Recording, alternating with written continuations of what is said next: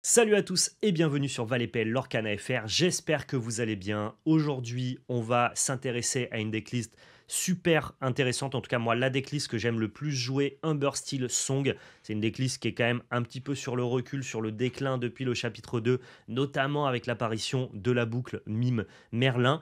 Mais ça continue ça et là à faire quelques résultats en tournoi, et notamment avec l'introduction d'un nouveau plan de jeu interne au deck, la flûte qui permet de lorer à distance et du coup de jouer un petit peu sur le même terrain que la boucle Mime Merlin avec Merlin Chèvre. Avant de vous présenter la decklist et de partir sur Pixelborn, je vais vous demander de vous abonner, de laisser le pouce bleu, de partager dans l'espace commentaire et de référencer au maximum la chaîne. Ça nous soutient énormément. N'hésitez pas à dire en commentaire ce que vous avez pensé de la vidéo, du deck ou de votre expérience liée à l'Orcana. On lit absolument tout. Et je voulais aussi en profiter pour vous parler d'un petit tournoi qui aura lieu le 9 et 10 mars 2024. Vous avez l'affiche qui apparaît à l'écran. Vous voyez, le lot pour le premier, ça sera 5 displays. Il y a jusqu'à 256 places qui sont à pourvoir. Ça sera le tournoi des Illumineurs. Et vous avez donc du coup les liens dans la description pour vous inscrire. Et vous voyez, ça sera donc du coup à Vernon, la salle Viking, espace Philippe Auguste. Voilà. 35 € l'inscription, vous avez des lots jusqu'au top 64, 256 places, c'est quand même pas rien, c'est un des plus gros tournois européens. Donc voilà, réservez vos places maintenant, 9 et 10 mars 2024, le tournoi des Illumineurs. Gros big up à Barcu et à son association qui organise ce tournoi-là. J'espère que vous vous régalerez. La decklist, je vous ai déjà présenté des decks, pardon, Humber Steel Song. Donc je ne vais pas forcément revenir sur la mécanique de celui-là, mais plutôt vous préciser quels sont les upgrades ou en tout cas les spécificités que moi j'ai envie de tester dans cette orientation Humber Steel Song. On va partir sur une version flûte parce que sinon on n'est pas du tout capable de s'adapter à ce que propose Merlin Chèvre, c'est-à-dire de lorer à distance. Là il faut qu'on soit capable justement de remporter la partie avant que Ruby Améthyste soit capable de le faire lui aussi avec ses boucles de Merlin Chèvre. Du coup, on va jouer 16 chansons. On a toujours la synergie donc du coup avec Ariel pour aller les chercher et beaucoup de cartes qui sont finalement de très bons chanteurs. Que ça soit Ariel, que ça soit The Queen qu'on va pouvoir upgrade, en tout cas altérer sur une Queen à 1, ou alors un Stitch qu'on va pouvoir altérer sur un Stitch à 1. On a de très très bons chanteurs, ce qui nous permettra du coup de récupérer pas mal de l'or avec de très très bonnes chansons. La spécificité que moi j'ai décidé d'implémenter dans ce deck là, c'est de jouer quand même la base lanterne qui était plutôt jouée initialement dans la base midrange, qui permet notamment de faire un Stitch au tour 3 tout en rasant le board de l'adversaire. Ça permet aussi de baisser le coût de pas mal de cartes, je pense à la Bête ou à Tinkerbell ou même à Cendrillon, qui sont des cartes quand même qui coûtent assez cher pour un plan de jeu assez agressif. Et donc voilà, je voulais essayer de faire un mix and twist sur les deux versions, Humber Steel Midrange qui vraiment a totalement disparu parce que le deck est pas capable finalement de battre Ruby Amethyst Boons.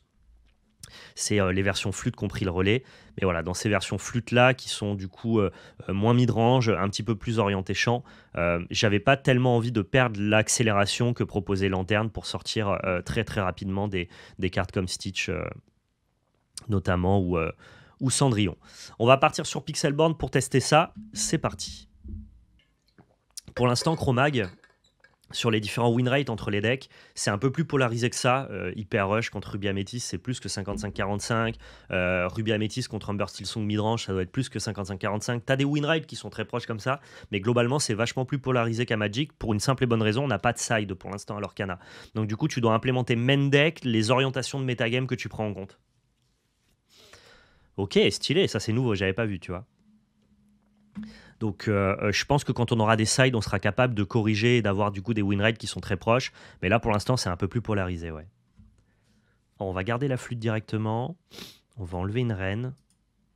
On va enlever la fée clochette et Cendrillon. On va garder de l'early game juste.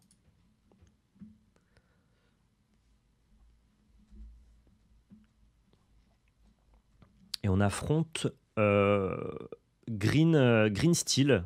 Donc Green Steel midrange avec beaucoup de gestion de board. Je suis pas très heureux d'affronter ça avec mon deck Amber Steel parce qu'on a quand même beaucoup de cartes d'early game qui vont être sensibles un petit peu à ce que lui va nous proposer. Et je crois que c'est Stitch qui s'en va pour laisser place à la reine.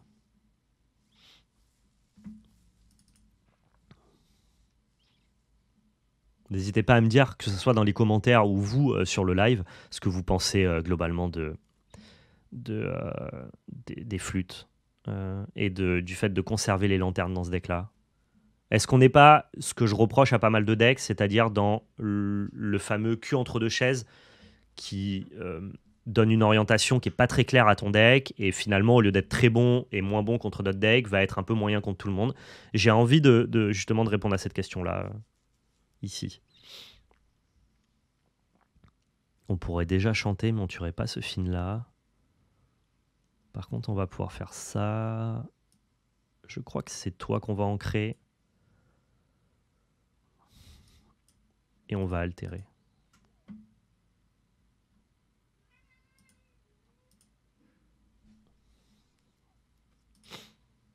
S'il repose un drop 2 ou 3 qui a 2 d'endurance, on sera capable de chanter le tour d'après tout en ayant posé une flûte, ce qui est plutôt pas mal.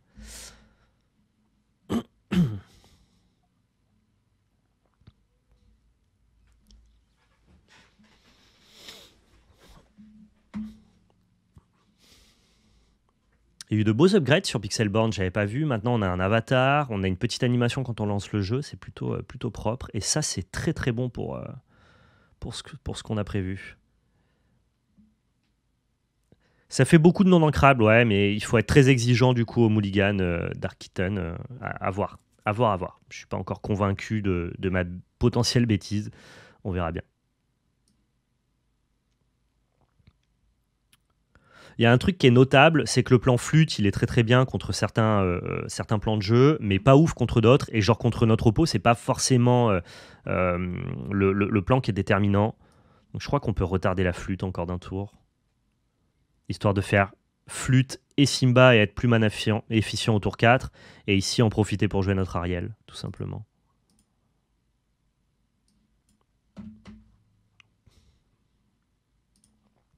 Ouais, ça se goupille plutôt très bien ici. On pourra même double flûte le tour d'après si on veut.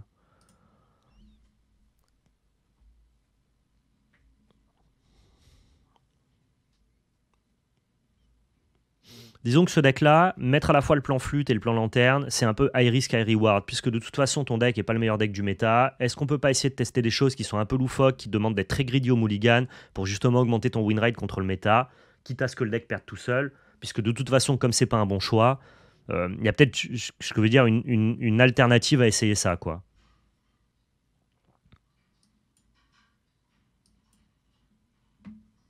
Une incitation, en tout cas, à essayer ça.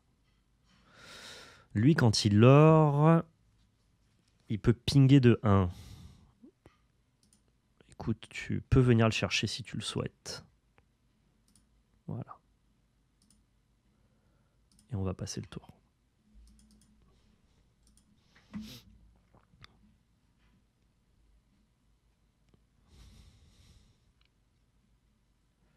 On n'a pas chanté évidemment, donc on n'avait pas la possibilité de gagner nos éclats de l'or, hein, vous avez compris. Il nous joue Ray, il a pas énormément de l'or pour l'instant, donc ça va. Et là, je crois qu'on va juste se faire un petit rêve bleu, hein, tout simplement. Un petit rêve bleu qui va être chanté par notre ami Ariel. Hop là, déjà c'est de l'or, c'est cadeau.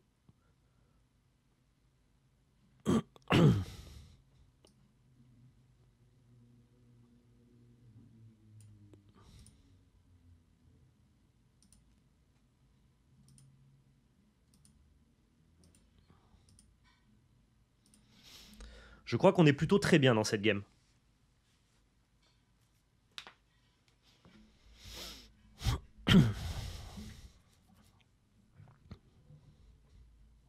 Un petit chat du Cheshire. On va pouvoir tout clean le tour d'après avec double tuon la bête.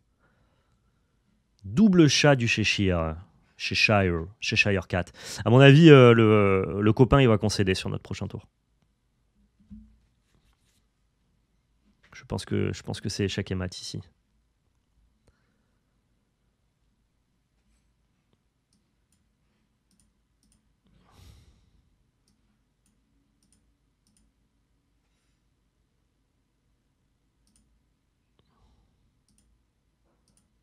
Ouais. Grabure Sword, hein, pas une demi-carte. clairement pas une demi-carte. Je pense que cette Cendrillon, on va la conserver pour notre ami Stitch. C'est plutôt cette reine qui, dès lors qu'on l'altère pas, est quand même pas une carte exceptionnelle. Lui ne joue pas d'anti-bête de masse, hein, on n'a pas besoin de tourner autour de Soyez prête. Donc on y va. On pose le petit Stitch. 8. Si jamais je joue une chanson le tour d'après, on a gagné. Ouais, ça va. Vous voyez là, ça peut aller très vite. Grâce au plan de jeu flûte, on est capable du coup de gagner avant que le deck Ruby Améthyste soit capable de nous jouer une Soyez prête, ou alors soit capable de l'aurer 20 avec ses boucs ou Merlingote.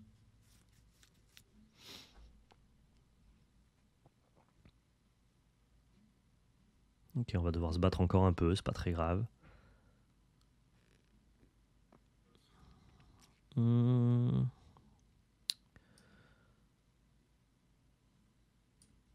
Ouais, mais je chanterai pas. Est-ce que j'ai envie de chanter? Non, je crois qu'on s'en fout.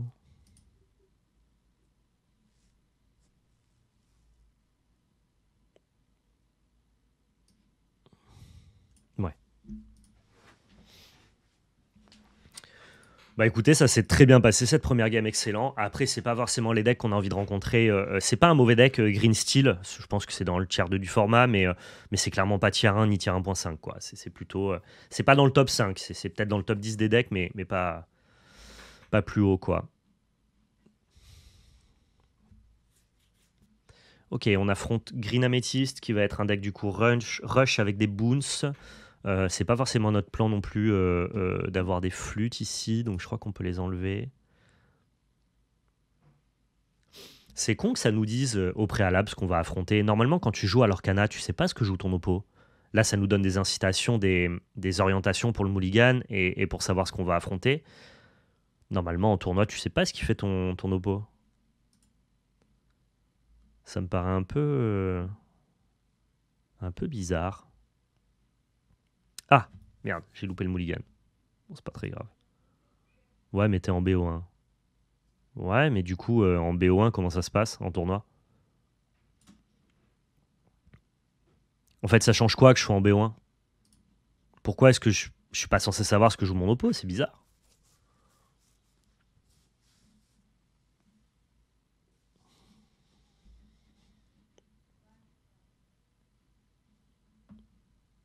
Ok.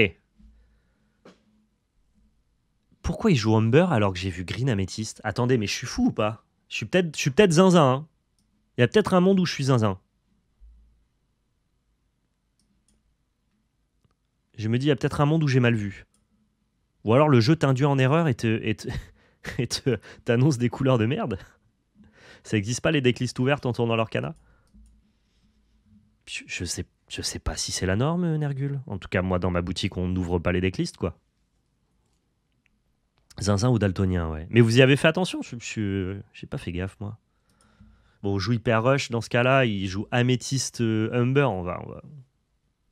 Désolé des mots, hein, mais il va passer un mauvais moment. Hein. Les tournois selon le règle officielle sont en BO3. Ouais, ça c'est pas ma question. Mais quand bien même tu fais des tournois en BO1, est-ce que les listes sont ouvertes? C'est plutôt ça ma question.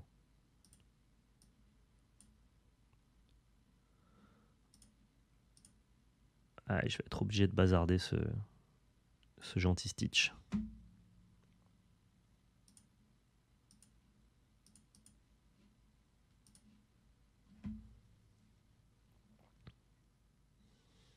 Le BO1, c'est pas terrible pour faire de bons mulligans.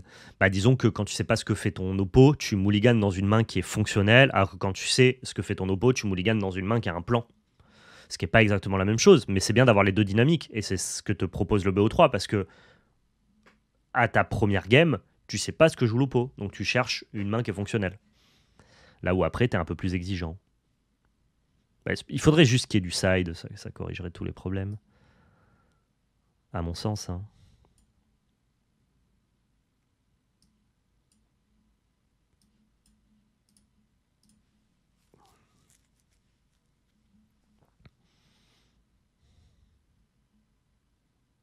Alors, je sais pas tellement ce que joue le pouletto en face, mais soit.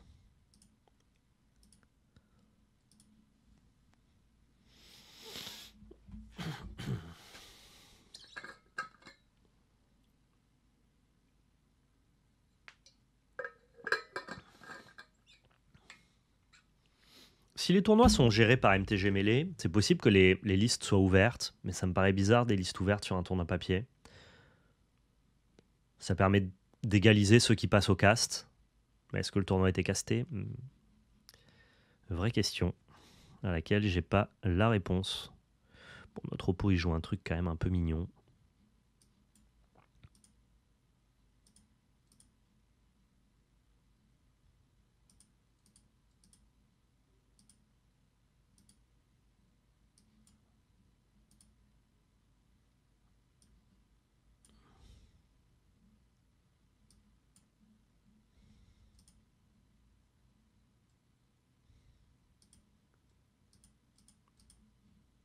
Hop là.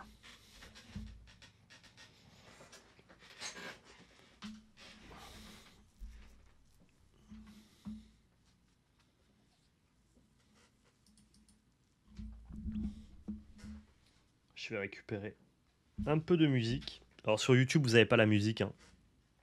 Mais pour ceux qui sont sur Twitch, normalement, il y a un peu de son.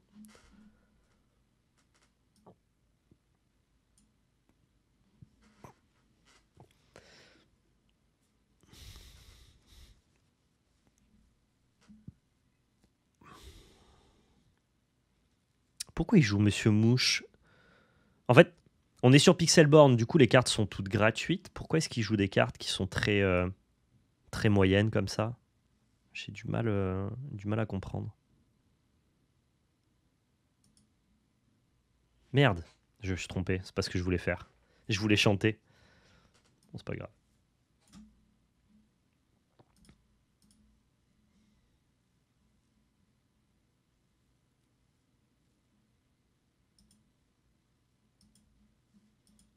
On va juste clore. C'est peut-être les débuts de notre adversaire, c'est son premier...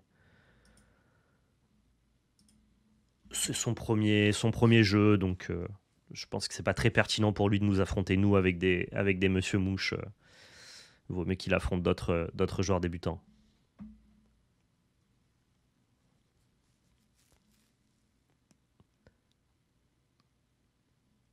Ouais, c'est un bon move, ça, hein.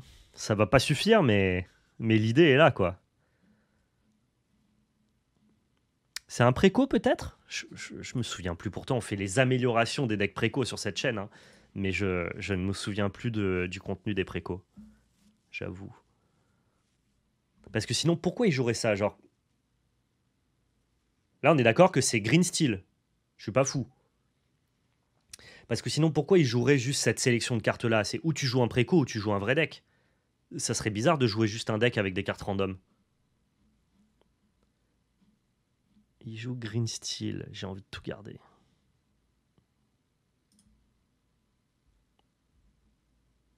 Du coup...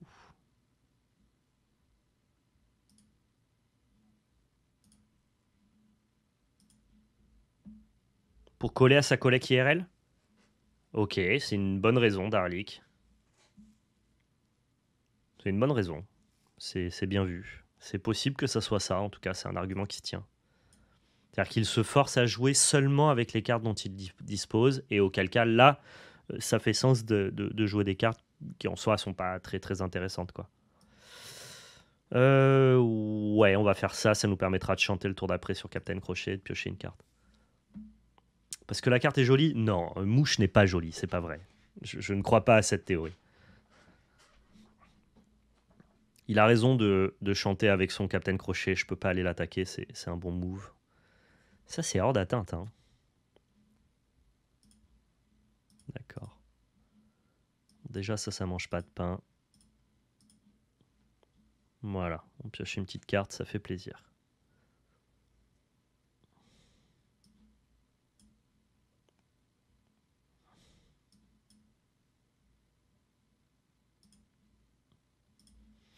Et comme on a chanté, hop, on prend notre petit lore.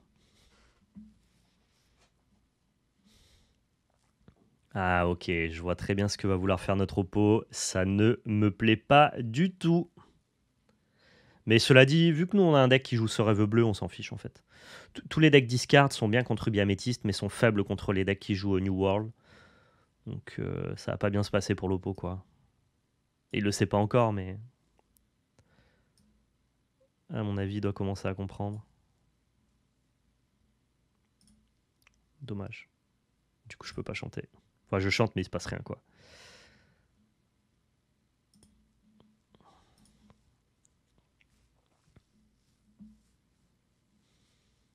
Alors, il y a beaucoup d'enfants qui jouent à l'Orcana, et moi, je le vois en boutique, et c'est trop bien. Ça permet de faire une vraie inclusion, en tout cas de rendre le jeu assez accessible. Qu'est-ce que ça fait, ça? Alter. Ok. Donc c'est vachement bien. Après, est-ce qu'il y a des enfants qui jouent sur Pixelborn? Ça, mon avis, j'y crois un peu moins quand même. Qu'est-ce qu'on veut pas?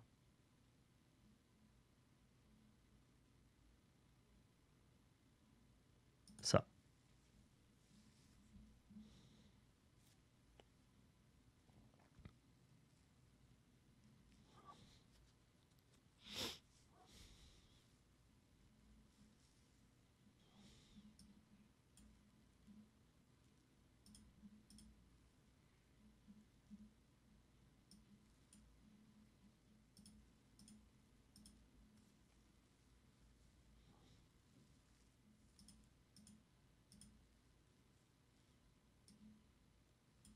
Faut vite qu'on pioche de quoi refaire notre main, genre un ce rêve bleu, auquel cas son plan discard pourrait un peu nous impacter.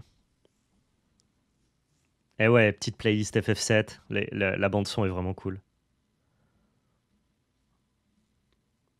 La bande son est délicieuse, même si je puis me permettre de parler en ces termes. Je vais pas attendre qu'il me fasse défausser mes dernières cartes, on va jouer celle-ci. Franchement, 5 points pour déloger un Bucky, c'est pas volé, et en plus ça me permet de récupérer un lore. Et là il se retrouve un peu banqueroute quoi, il a plus de cartes en main, ça va être difficile de me faire défausser du coup mes dernières cartes. Bon, ça va, il avait encore une défausse, mais moi j'ai le board, hein, et surtout il est pas monté en lore. On va le garder ou on prend le risque qu'il nous le défausse? C'est un deck discard, ça doit jouer une douzaine de cartes à discard sur 47, il en a déjà eu combien? Une seule.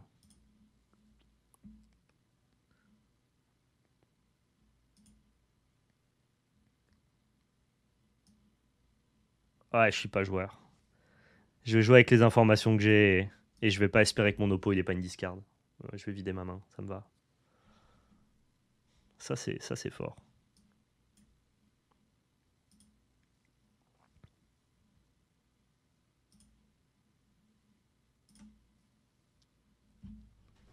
Le bug de saisie sur l'Orcana. Ouais, c'est vrai, il m'a discard une carte, j'ai repioché la même, c'est marrant. Il est partout finalement ce bug là.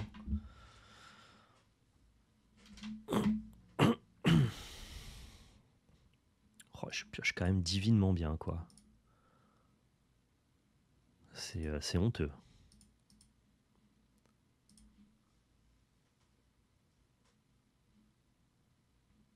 Franchement, il a Bolloré par 4. On s'en fout. Hein.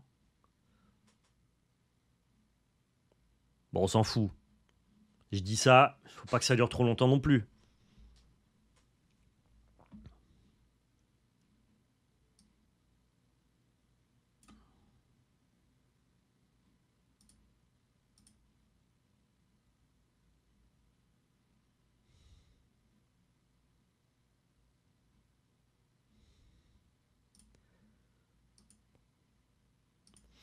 Alors, on va pas en créer parce qu'on n'a pas besoin de plus d'encre pour l'instant. On va pas la jouer parce que si on pioche un Stitch, on sera content d'avoir des drop 1 à mettre au bout. Et on va pas lorer avec notre bête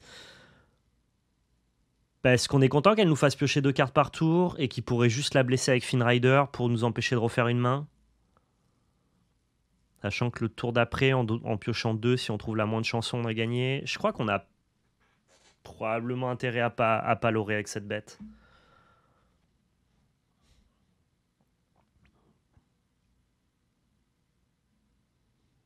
Ouais, ça marche. Pas de souci.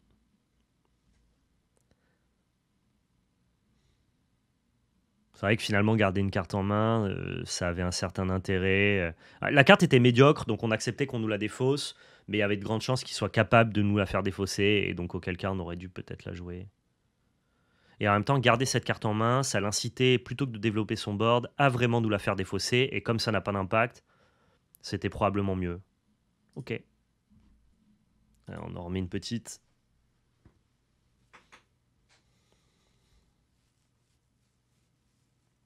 Ah, super. Rubis Améthyste, ça m'intéresse. Malheureusement, pas le meilleur match-up non plus, mais encore une fois, la flûte atténue pas mal l'écart de puissance. Ça, c'est pas bon contre lui, ça, c'est pas ouf. Ça, c'est pas le plan. Et ça, c'est pas non plus incroyable, quoi. On est obligé d'aller chercher quand même des cartes ancrables. Important. Là, on a l'affrontement de ce qui est pour moi les deux meilleurs decks du format. On va voir un peu qui c'est qui l'emporte. Donc ça veut dire que là, je peux prendre Tis and Ambitious.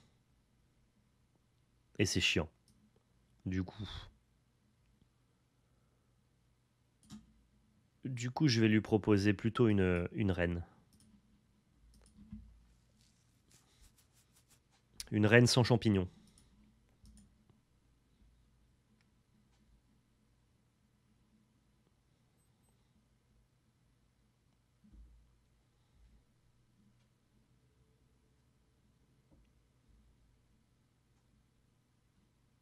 Ok, il a une Madame Mime Snake, c'est tout aussi fort. Ça, c'est la bonne sortie hein, de son côté. Hein. Le drop 1 dans le drop 2, sachant qu'il n'y en a pas énormément des drop 2, c'est plutôt solide quoi.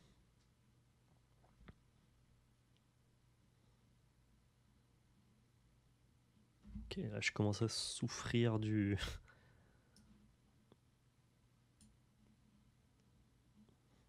manque d'encre.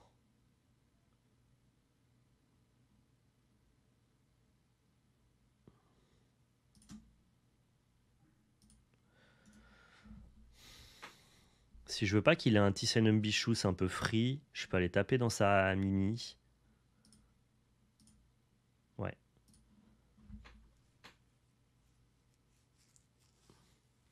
Sinon, il avait un Tissanum Bichous qui lui conservait la mini, alors que là, s'il veut tuer ma reine, il faut qu'il envoie la mini dedans. Je sais pas si c'est très très bien, mais...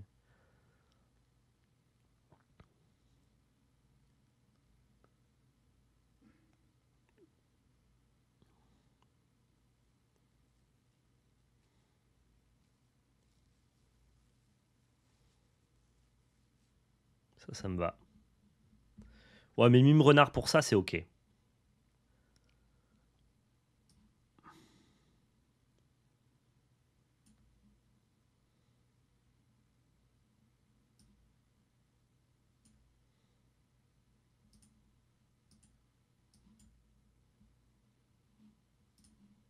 Je vais juste chercher une encre ici pour le tour d'après. Tour d'après, on fait double flûte. Et ça part de là. Hein.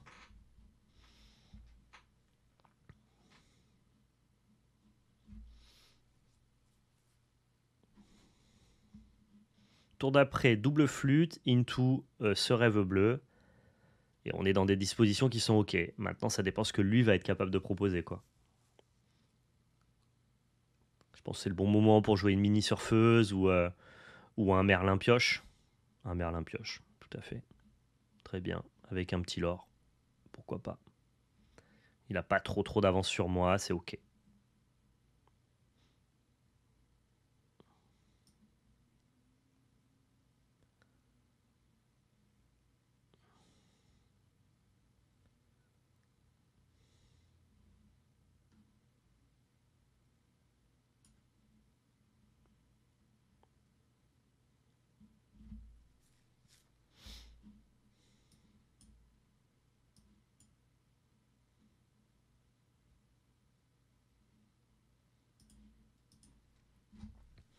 Je suis un peu attentiste dans cette game, mais j'ai l'impression que je dois set-up mon plan et que mon plan doit arriver entre guillemets dans sa version setup finale quand mon oppo a pas encore trop de lore. Et là, pour l'instant, c'est encore ok.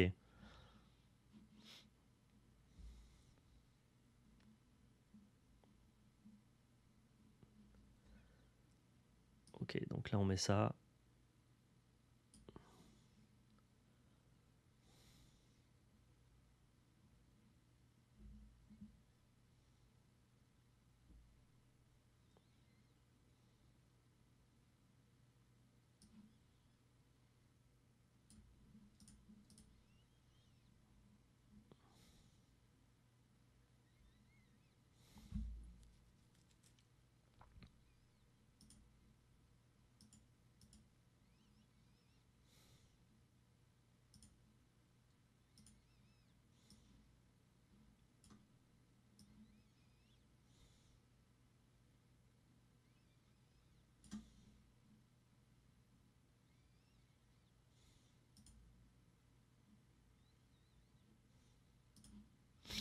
Ok. C'est pas encore le tour de soyez prête.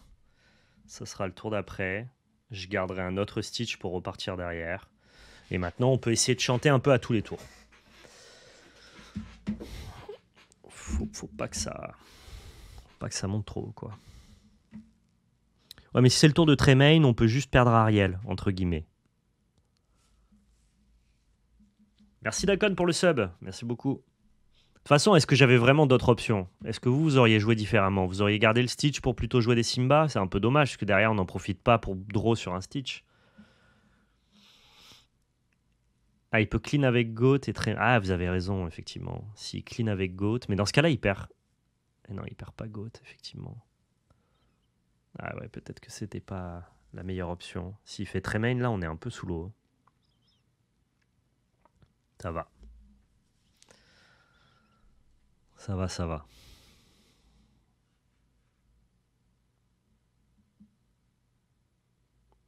Ouais, je suis lucky, t'as raison, Bingy. C'est vrai. C'est très vrai.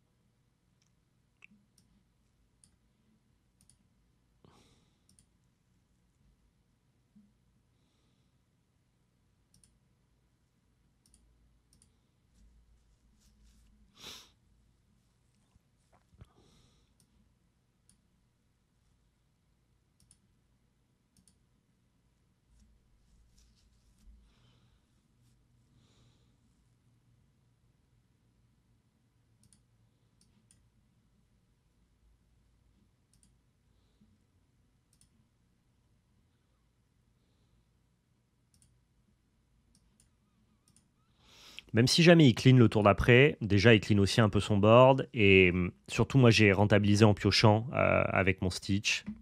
Je me dis que c'est à peu près ok. Il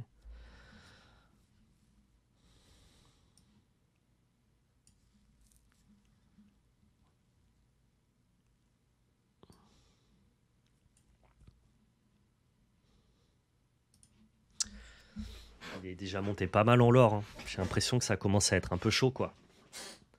S'il passe son tour 7 à faire un bi-pré-perd, ça me va plutôt bien. Je pense qu'on reprend un peu le lead sur la game même.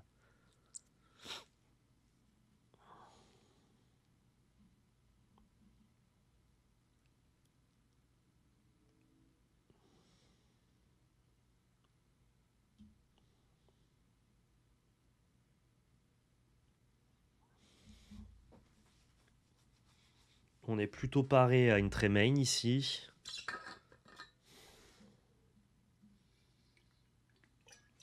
S'il était quoi, allez, 3-4 lors plus bas, je me sentirais vraiment bien. Mais ouais, 3-4 lors plus bas, quoi. Allez, bi-pré-perd.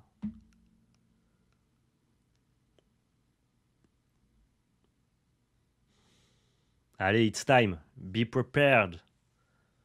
Ouais, ça marche. C'était attendu.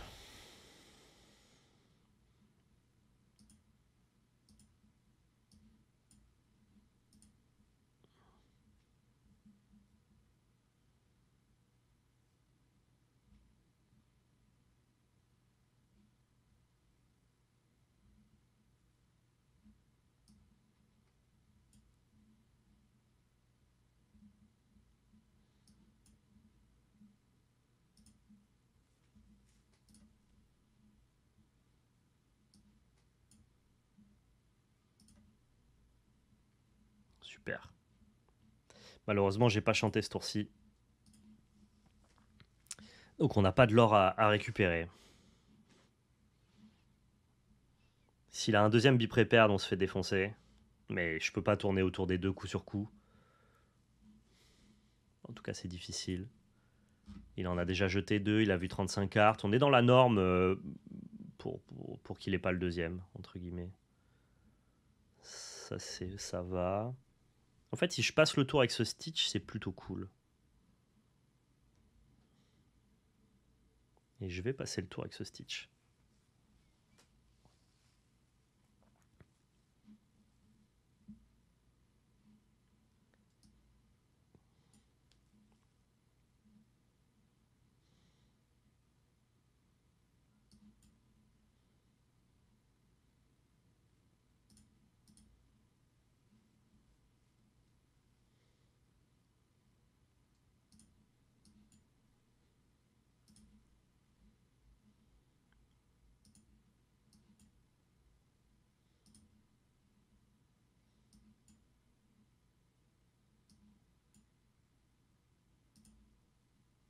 On sait qu'il a un Maui dans la main. Alors déjà, attendez, on va l'orer à fond.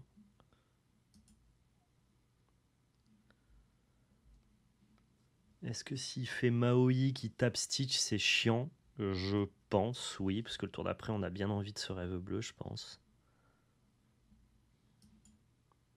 Je vais tout donner dans un be-prepared. Parce que de toute façon, toutes les cartes sont rentabilisées.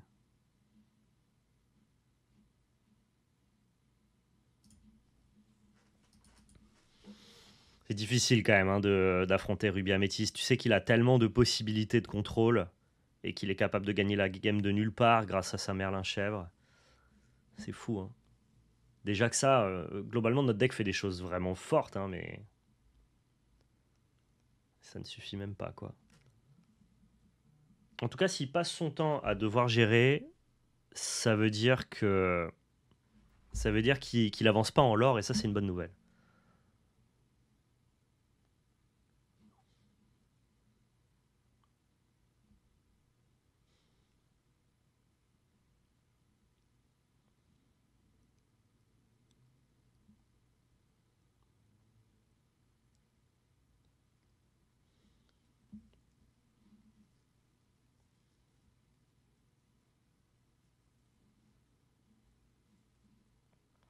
J'ai encore envie de ne pas refaire ma main parce qu'en fait, on sait qu'il avait pas de be-prepared et j'ai pas envie de l'avancer vers la suite. Donc j'ai la sensation que je dois juste mettre un coup là-dedans. Comme ça.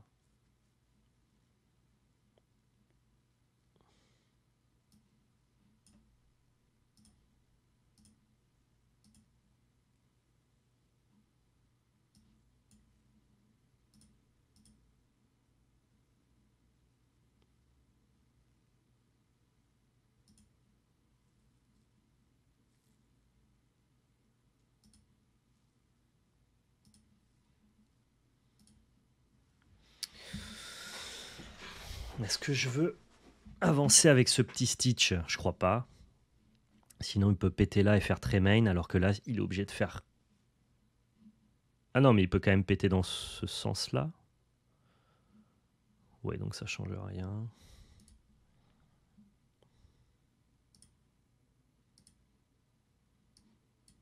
On va garder ça après un be-prepared au cas où.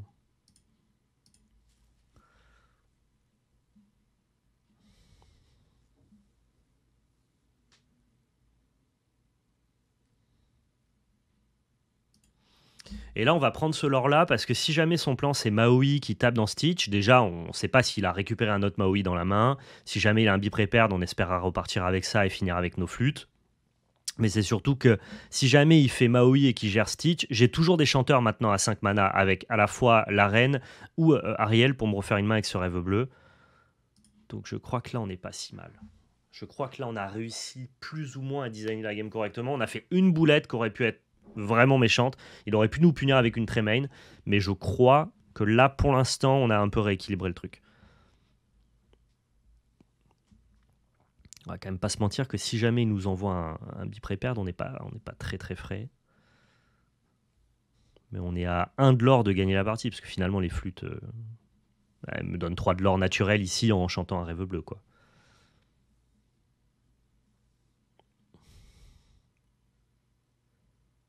Une Tremaine ici.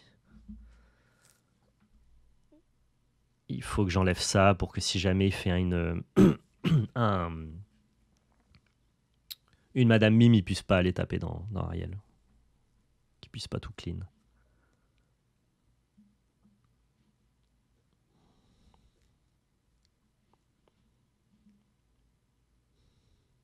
Ouais, c'est gagné. Let's go.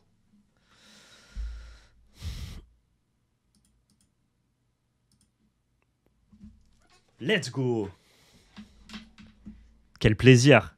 Putain, c'est exactement comme ça que doivent se dérouler les games et comme ça qu'on doit gagner contre rubis améthyste contrôlé. Et ça fait plaisir. Ça prouve que le plan flûte, il est quand même pas du tout anodin, hein. Tu conserves toute la puissance contre les decks aggro du jeu style, mais maintenant que tu as, le plan flûte, tu peux quand même aussi te dépatouiller un peu des decks améthystes avec la boucle Merlin Mime. C'était super cool. J'espère que la vidéo vous a plu.